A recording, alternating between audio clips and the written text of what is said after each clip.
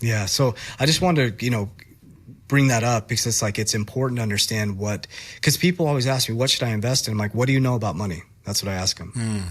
And they're like, what do you mean? I said, what do you know about money? If you can't tell me what money is, I can't tell you how to invest because you won't know what to do with the money. You'll get right back in the cycle. We have to rewire the brain. Let me ask you about housing specifically and property, because what I didn't hear in there is that you're investing in multiple properties, which is something that wealthy folks do. What is your take on property? I really heard you. If you're making $100K a year, don't live beyond your means. Don't buy a house that is beyond your means. But if you are investing in property, is that something to consider putting 30% of your cash flow into monthly? Yeah, let me reframe that because I think I'm so glad you brought that up because I didn't like a property is, there's different models. Grant Cardone's like, don't rent where you live, buy property. I like owning my house, right? I have a mortgage on a home, right? So you have your place you live. What I mean by that is like you see people who become millionaires and they own this like $2 million home, right? It's like, it doesn't make any sense. They have a $17,000 mortgage when that could be transmuting. They could have a $4,000 mortgage and transmute the other, what would that be, $13,000 into investments, right?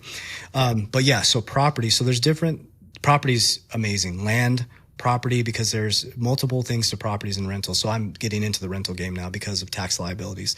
So the first for me was earned income, right? I increased my earned income. Then I got into the capital markets, cryptocurrency, insured my wealth, and there's levels to the game in taxes. There's expenses, right? And you can only expense your way so much. You can buy so many company cars and so much equipment. Then there's layering, right? Layering your accounts for business. And then there's real estate is the greatest way for tax liabilities and wealth. It is the greatest way because now I'm just learning this. So I just want to be very clear. I'm speaking from a paradigm that I'm going into, not one that I've implemented yet. So I'm always very honorable about that. So what I have learned so far is my team is like, you need real estate because real estate, when I buy real estate now, buy a rental property, not only do I get the depreciation, or not only do I get the interest income, right, off my taxes, but you can also depreciate that property the first 7 years into the first year. So if your earned income can be mitigated by that property, right? So now you have a property that every time the person pays the rent, your mortgage, your wealth is going up because the principal and interest are being paid. So even if it's $30, every month your net worth goes up. Every month your net worth, especially if somebody else is paying for the property. And so, yeah, I want to make it clear, like with the car, this is where I see it. I should probably use the example of a car. Yeah, properties are huge. So we're actually heading into real estate now. So real estate is our next strategy. But cars, it's like, man, I see these people driving these, trucks are like 60 grand now. It's crazy. Or SUVs. We bought an SUV for our company, $90,000 for a GMC. I'm like, this is wild. This is weird. Yeah. But they spread it out over 94 months and 74 months. So people look for the payment. You should look for how much that car is going to cost you by the time you're done with it. Right. And drive a paid off car if you can. Bro, I agree with you so much.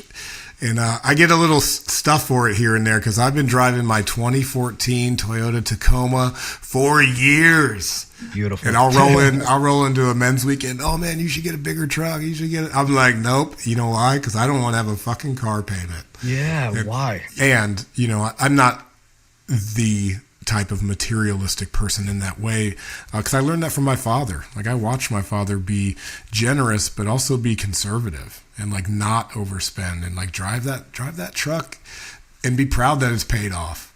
Yep. Or buy it through your business. Buy it through your business. That's the way to do it. Say more about that because, okay, so now we're getting into some specifics and I want to, before we leave here, you have this like wealth of knowledge, this abundance of knowledge. And for those who are not savvy, for those who can't define what money is, I want to talk about how they can connect with you and get into programs to start to rewire the brain because we're not going to get there just in this one podcast, but I want to be able to send guys to get even more deep into this.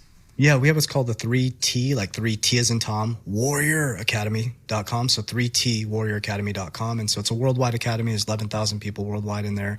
It's subconscious mind programming, goal setting, vision creation, 5 pillars of framework of finances, right? To understand, like, everybody's like, what crypto should I invest in? Again, if you don't know what money is, you shouldn't be investing. So we teach people the framework, we build out the framework, and then I go through my whole ecosystem from cash flow to investing to how to ensure your wealth. And then, for example, we are just a group like you guys. We're growing, learning, coming back and teaching. So the next will be real estate, right? Once I learn the game, I come back and teach it to them.